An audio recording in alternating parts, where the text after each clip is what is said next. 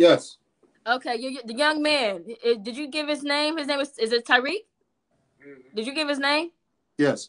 Okay, Tyreek. Question: why are so many young people carrying guns?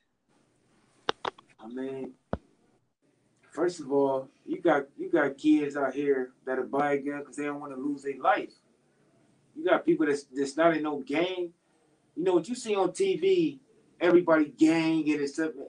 That's fake, man. That's not going on in the city, man. You see what I'm saying? So people keeping guns in them because they want to be safe. And 9 out of 10, when they shoot, they not even shooting to kill. They just shooting and accidentally killing. Or you got some that's where they have to defend their life. It's part of the environment that we in. You have to be in that environment to relate to that. You see what I'm saying? Ain't nobody about to go tell no motherfuckers like, oh, they got guns over here, or they selling drugs over here. You get your ass killed. Period. Right. So you have to know what you're getting yourself into when you want to make the procedure. If it was that easy, it'd have been a lot of stuff already shut down. Period. But it's not. It's so not do the young people feel the need that they have to sell drugs and do things like that in order to make money? Do you think if they had opportunities, they would choose different routes? Listen, if they definitely had different type of routes, we would have took it. It's about survival. Okay. It's what we grew up and we seen. We didn't just want to sell drugs, but we had families. People have mamas that smoke crack that's been on drugs. You see what I'm saying? So you have to be in people's shoes. And I'm not saying that's the reason for anybody to sell drugs at all. I'm not saying that. But you got some people out here that sell drugs to provide for their family. And when their family members get killed and they hurt, pain hurt. And so now it's hard to stop the violence when blood starts getting spilled. That's hard. That's hard. That's hard. Do these young people know who's out here killing each other and they just out here doing like street justice and trying to settle things themselves instead of having the police and people settle it? Are they out here settling the things themselves? You know, I can't speak on everybody. I only can speak on certain things. You see what I'm saying? If I have a brother or a cousin that get killed, to be honest, I don't know what I'm gonna do at that given moment. Yeah, I want to put it in God's hands, but that's hard. Pain is deep. Right. So you have to be in that predicament to say what you're gonna do. It could be a person that was walking the righteous life for 20 years, and his wife get killed, and he go kill somebody. It just ain't people in the hood that's just doing this. You see what I'm saying? Don't nobody want to come back and give to the hood at all. So to address the question that you asked directly, Jodi, you know, when you talk about the police or the authority, so to speak, there has to be, especially when dealing with loss of life and retribution, there has to be trust there. And obviously, there's a lack of trust in those circumstances, those situations, and that's an earned distrust. Let's be honest, that's an earned distrust, but over many years and decades. But let's also talk about the fact that we have personally dealt with situations where there is a blatant either disregard or ignorance to protocol and just wisdom in approaching a situation with sensitivity. When you're dealing with murders, where they will come up and talk to a person right in the neighborhood, right on the front porch about something, a murder or something like that took place a couple of houses down, or maybe next door, or maybe in their house, in front of the entire neighborhood. And they'll speak out loud. It's just, there's no care for the actual person, whether it's a victim, whether it's a witness involved. Like, there's no discretion. We've seen I could go through a list of things that we've dealt with ourselves in situations with people. And it's just, so when you see that, Sean and I with that a lot. And we have commanders and police chiefs and all kinds of folks that, we have a handful of people that we do trust and that have earned that trust over time. But the vast majority, they drop the ball. And it puts people's real lives in danger. So when that happens, it's like, I'm not trying to say something or help or do something just to get killed. Right.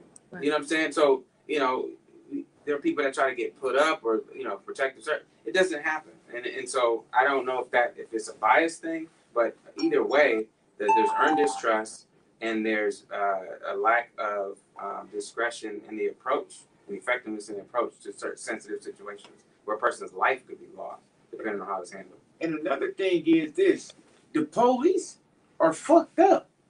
They got people in this hood. They will go to another hood and say a young man told, and this man never told. Wow. You see what I'm saying? They don't talk about that though. But a cop killed one of us, their hero. Oh, it's crazy. It's crazy. The police, you got some police officers that's foul. Tyreek, do you think, I'm gonna ask this question to all the guests, to the panel. Do you feel like do you feel like the community have maybe become desensitized, like numb, and kind of not care because they see it so often? Absolutely. Do you feel like, Absolutely. It's crazy how you'll call the police. I'm just saying, different people call the police, and then they be the ones that get in trouble. You see what I'm saying? So you got old people now that don't know if they want to call the police or not. But then when you take it in your own hands, you was wrong. You should have called this. Come on, it's crazy out here. It's crazy. You know what I mean? So, like I said, I just thank God that I came across Ethel and Sean, because I only can speak for myself. You know, and I got kids. I've been shot in the face. I've been shot multiple times. You know what I mean? And I just thank God that I came across them and they helped me. We only can start off by helping one. right? We can't help everybody. You see what I'm saying? So they help me, and I help the people that's coming under me. And you help others. You know what I'm saying? It was a blessing. It was a blessing. It wasn't just about, it's the knowledge, the wisdom that I've been gaining from them. You know what I mean? Because you got a lot of people in the city that just talk about this, but they not doing nothing. You see what I'm saying? They not doing not one thing. So one of the biggest things, Jodi, and a lot of people talk about doing this work. First of all, you got to have the heart to do it, and you have to know how to reach people. See, people don't know how to be proactive because we used to being reactive. Police come when called. They're not there before. Community's not there before. They only come out to see after the fact. They didn't stop it from transpiring. And this is our biggest issue. This is what we've been doing for 11 years. Mm-hmm. You have to be involved. You have to be in the cesspool. You know, people used to think that I was taking part in illegal activities because they always see me with people who were doing illegal things, which means I'm doing my job. I can't help you if I'm not there. That's right. See, and I ain't going to show up just because somebody got killed today. I'm show up, did you eat today? So you go into like the trap houses and you go wherever they are, right? Most definitely. I make sure I go where they're at. And I hang out where they're at because I want them to know you can always talk to me. Right now, you're speaking to us. We have our own gym. Even when I have a gym, we're at our gym. On the other side of these walls, there's young people from every age, women and kids, babies out there boxing and hitting the bags, being mentored, talked to, and motivated to do something else. That's right. You can't help a person if you don't have any tools. Mm-hmm. You have to have some tools. And while we do this, we steady building our tool belts and our tool kits. Yes.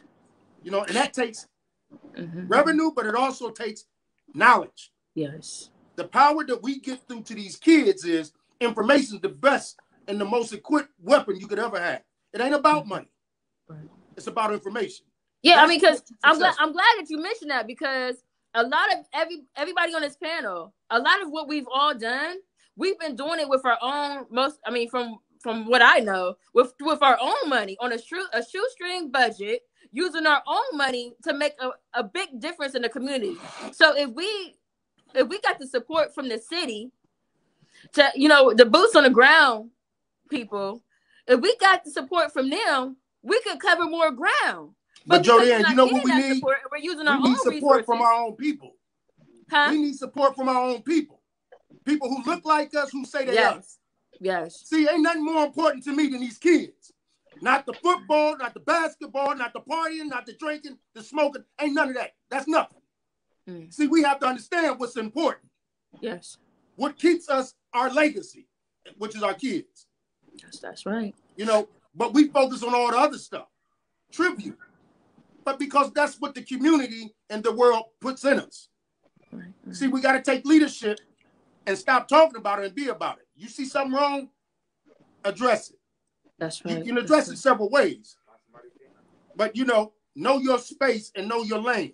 Because certain people can't come and talk to this brother. That's right. That's true. You see what I'm saying? Everybody can't talk to the brothers on the side with the guns on their waistband. And like Brother Tyrone, you said something earlier. And one thing I want you to understand, Brother Tyrone, not everybody wants to be in that position. A lot of people are forcing the positions that they're in. And you and I met, we talked at the thing with John Gregory now. So when you're in this position, it becomes survival. A lot of people out here in these streets with these guns for survival. And one thing I noticed about us, and I've told the city this 10, 11 years ago, we mimic what we see. Now we have carjacking here. We have shootings here on the regular. And guess what? When I first came home after them 20 years, 2009, that wasn't going on here. But I was smart enough to pay attention to know what larger cities is doing and what the problem was, to come to our city officials and tell them this is what's coming down the pipe. And they didn't understand it and they didn't realize it. When you start seeing people panhandling like they were here, see, that wasn't going on. A panhandler comes with all habits. But the city told me when they seen that, Sean, that'll fall to the side. No, none of this is going to fall to the side. And because, like the brother said, it's been too much bloodshed for us to think this is going to stop. If a family member that lost 5, 6 loved ones, why would you stop? But the police said let this go on for so long because it wasn't their people. We got to start addressing the whole thing. See, the problem is the foundation. I have a question. I got a question. I'm gonna toss it to Ralph. Ralph, this question is for you. I know you work with a lot of your young people with programs and things like that. I want to start touching it because Sean just mentioned about prevention, and we need to be proactive. What are some prevention measures you think that that we can do with our babies and the young people to kind of to help with them? And I'm gonna ask everyone. I'm gonna ask everyone in the panel the same question. One thing for me, I don't work with the kids, say from preschool all the way now with high school. I'm a dean of students over at Academy for Urban Scholars, in AUS. And one thing with the young people that I'm working with now is really tapping into their talents, things they like to do. We so focused on saying, go to college, do this. Some of them don't want to go to college. Yeah. They just want to, get their high school diploma, go into the working world, rather be a manager or, enlist in the service. So whatever is taking time out to hear and listen, like Stu said earlier, just listen and ask them what they want to do. And then be behind them and show them a way in which they. Can you still hear me? I see I kind of glitched out a little bit. Yeah. You went out for a second. Can you hear me? You're still there. We can hear you. Yeah. So, like I said, that's definitely something that we really gotta heed to is really just asking the youth and sit back and listen. Just sit back and listen and tap into their talents. Okay. All right. You look like you're freezing up a little bit. You must be getting text messages or something. Can you hear me, Ralph? I don't know if I glitched out or not. Yeah, you did. Can you hear me, Ralph? Yeah. Okay. Well, I'm gonna ask students this next question. I think we're about to lose Ralph, but I'll bring him back in. Stu, what do you think some prevention things that we can do as a community, or what's working to help these babies? So, one of the things that we've been doing, and Sean, everybody on this panel is pretty much doing it. We're engaging. You engage. And when you engage, one thing that happens is you have to engage and be consistent with your engaging. You just can't come around when something happens. You can't come around when you feel like it. You have to go to these guys when you don't feel like it, because sometimes they don't feel like, being in the predicament in the situations that they're in. I mentor 25 to 30 young men. Some of these dudes that called me 3 o'clock, 4 o'clock in the morning because, they don't have that mom or dad to go to and say, hey, mom, I need your help in this. Dad, I need your help in this. So when you have that engagement, you find out that these kids start trusting you more to where they depend on you to come around more. So you just can't come around them and bounce after the heat falls off. No, you got to stay on them before the heat comes back, because even when the heat dries up, somebody's plotting to do something else. So you have to engage with them to find out, staying consistent with them. But another measure that I've been sharing and telling people, that the same way that we grew up having fun in school, doing stuff that we used to have fun in school. Yes. One of the programs that I told people, and Sean, y'all can probably go along and say this with me, man, when we was in wood shop, man, when we did stuff, man, that was fun in school, man, making boxes for systems, making cars, doing stuff, man, that drew our attention, man, where it just gave us ideas on how to enjoy life. You got to give these young men a platform. Whatever they want to do, give them that platform and let them draw their ideas, give them their visions, and be that back support. Be that restrainer that allows them to give that room. And when you do that, you find out that, okay, they gave me the platform. Now I can draw my feelings to you. I can tell you how I feel. Now rock with me or leave me the hell alone. And that's how these young men are now. Some of these young men are in circles to where people done left them the hell alone. And the only resources is these dudes that want to camp out with them and give them the wrong ideas. And some of the wrong ideas ain't the wrong ideas. Like my man said, it's just the surviving ideas that we go by through when we in the hood. And some of these things is, and listen, we can sit here and play dumb if we want to, but it's not all gang related. It's not all black related. When you look at the organizations, carry out stores and things that's surrounded around these young men, what are they inputting into these guys? Are they encouraging them, or they're giving them something to actually help them do worse things? So when we start implementing programs, woodshop, rapping skill, whatever it is that these young men want to do, we invest in other things. Let's invest in studios. Let's invest in these things that take these young men off the streets. And you'll find out that once they start trusting you, then everything will start stemming down. But we got to draw that trust line first. You got to draw that line of trust. You can't be fake or phony, because they got straight discerned mindsets. And listen, with the mindsets these young men got right now, I dare you come to Linden Fowl. Come on up across these listen, come up through the corridors of Linden Fowl. And you ain't coming out at all. Because that's the mindset they in. They know how real you are. They know how fake you are. And the minute that you come and fake, they can see it a mile away. Oh, yeah, it's over. So you got to be transparent with these young men. And once you be transparent with them and they trust you, then that's when everything will start going together. But you got to allow them to speak to you first. And like my guy said there, a lot of us sometimes we want to speak to them, but then we mute them out when they come back to us. Nah, don't mute them out. Listen to them. And Stu, see, that's why a lot of these social programs out here don't work, because they're fake. And you're right. And that's it's all for that's my next step. You're right. And see, this is the thing. And see, we have all of these old organizations. We have all of these old organizations who thought they used to have the cure for the community. So now you have the top tier people who get the grant money. But now but then when you got the top tier ones, and I don't want to put nobody on blast, but then when you got the ones that's been there and getting the grant money, you absolutely miss the ones that's actually out here doing the. Listen, you could create a mission, you could create a vision, you could create anything to fit a proposal. But if you ain't being proactive behind that damn proposal, you're irrelevant. And that's what's going on right now. People are creating proposals and they're not being proactive behind it. But the people who are being on foots on the ground, See, we obsolete. Yeah. When I first came to Sean and Ethel, I just did 5 years in prison. And anybody know me, I was boxing for a long time. I went to prison for doping gun cases. So when I first came, Sean talked to me, Ethel talked to me, and they try to talk to everybody. It was a lot of us out there, a lot. I'm like, man, I ain't with this shit. I've been hearing this shit all my life. You see what I'm saying? It's time, I got to get back to the basics. But as I worked it, and as a young man, you have to work that program. You see what I'm saying? You have to want to change. Yes. And as a mentor, you have to stick by their side and help them change. You just can't leave nobody's side. If you're going to do it all the way. You see what I'm saying? And this ain't. That's right. They just brought me here today. I didn't know about no meeting. I didn't know nothing about this. Thanks for participating, baby. We appreciate it. And since I've been here, they did nothing but show me the utmost love. I can call them for anything. It's not about no money. It's about respect. You see what I'm saying? I done learned a lot from them. And that made me change my life around.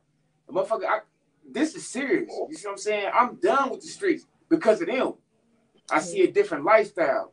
And it's been working. And as you work them steps, you will see your lifestyle change. You see what I'm saying? So you have to work them steps as well, though. But we need we need more leaders. That's all it is. And they teaching me every day. It's not easy. Change is not easy. So I can't go ahead and be like, man, this is easy. It's hard. You see what I'm saying? It's hard. It is and hard. These two, they strong with it. You see what I'm saying? They make sure they stay on you. They just ain't talking to you when you do right and this has happened and you go to church. This ain't that. You got to be real. You have to, man. But it's not enough people out here like that. They faking for Instagram and a couple likes, man. Right. That's it. They faking. See, motherfuckers, you see people get on here all day and talk about change. Right. But what are you doing to change? What are you doing to change? That's right, baby. I have a question for Melissa. Melissa, you're a teacher. How long you been a teacher? 24 years. 24 years. Now, what I've learned, what I've been noticing with these kids, that their social skills are really not very well. I hear that the kids from like kindergarten are like really aggressive. They don't know how to use their words. They don't know how to communicate and work things out. What are you seeing in this as far as the school system with these kids and being able to communicate their feelings and things? Well, I want to just kind of summarize what I've been hearing. I like to do that just to make sure. What I'm hearing is authenticity is important, consistency is important, and being able to show a true sense of empathy is important. I've always had a niche in, I said, buildings that service our most vulnerable students to violence. The one thing I'm really appreciating with the gentleman that's with Sean and Ephraim is his authenticity, his realness, because that what he's portraying to us is so real, and that's what's going to be heard by our young people. I think so many times we're afraid to put people on platforms that are going to speak the truth no matter what language they choose. But that's what has the authentic realness. Yes. To see a man, to see a youth, I'm not sure how old he is. I feel like he's a youth. But to see a young man be able to say, I just did 5 years in prison. I came out. I wanted to go back to the basics. But yet I found these two mentors. You can hear his past and his heart. So he's going to connect with those who are in his past and somebody's right now. And I think that as a teacher, what I'm seeing is just the generational toxicity that is just being handed down and handed down and handed down and not healed.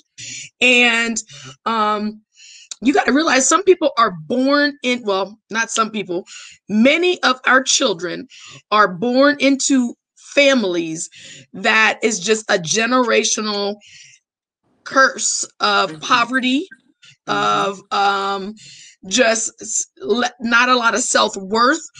You've got father abandonment, mother abandonment.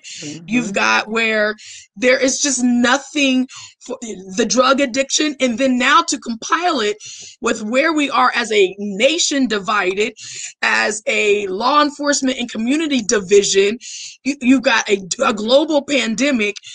Right now, we are at our worst despair. So when we have feet to the pavement, our mantra is feet to the pavement, boots to the ground, all the same.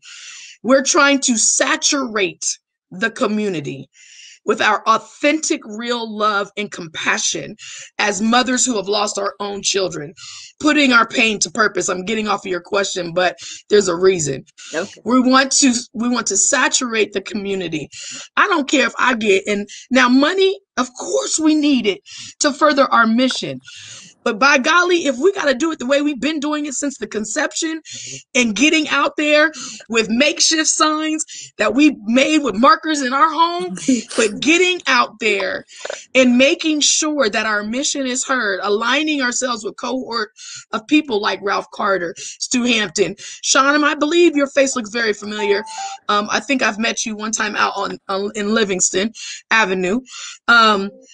Jodi, and I haven't had the pleasure to meeting Tyrone, but so many Moms Demand Action with Sheila Blanchard. I don't want to miss anybody.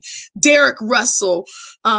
You've got Wolf with LVP on the West Side. You've got these cohort of actionists, advocates that are literally not afraid to go into these neighborhoods and say, we're here. We are here now. Children, pre-K, kindergarten, first, second, third grade, are hurt. But the problem with their pain is they don't know how to process it. They don't even know how to communicate their hurt. They just have to act out in any way that their bodies and minds in developmental stage can do so. And guess what they're told? You bet shut up, go up to your room, or they're just simply abandoned. So now we've got where we get into 14 years old. I got a gun in my hand and I'm gonna do what I have to do. I'm gonna do what I have to do. So I think that what a proactive step that needs to happen. First of all, this is an unprecedented year in education.